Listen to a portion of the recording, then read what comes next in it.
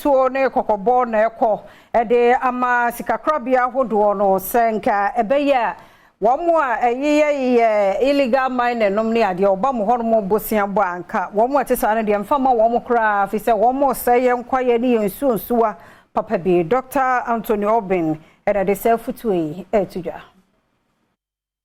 ode usika beto se illegal sika ode ba na se yenumude a yen so sa ade so. In fact minim say Bank of Ghana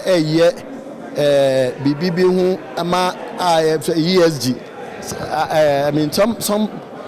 policies be ebeba kire baby a obetimi a support. For instance adwuma essay asase and to me fa ensan nwia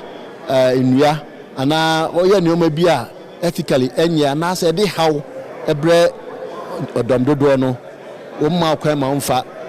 sika ma wo nti am yi say emi bi beso a rural banks be report on some of these things nkofo a odi odwuma ma wo no dey adwuma no mo ye omo yesi ana so wo de mi nyi ni say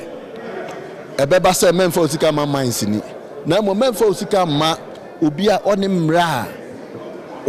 man kwan se ontu fam agudie no aye friend galamsey no eno na bi a eno de mi se obi a no obeje atum se yenyen sa na so waje license na wo nkrata bibia ye correct de a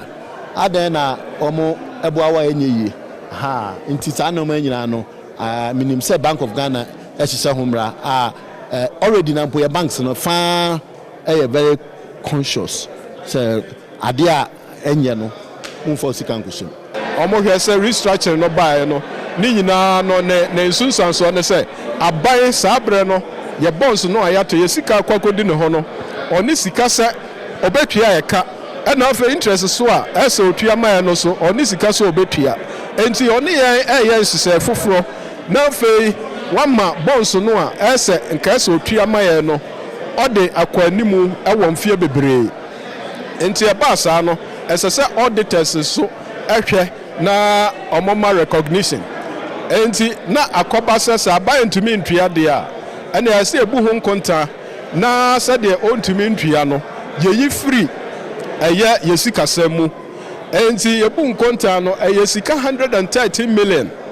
ena na eye impairment broni friend impairment a ayese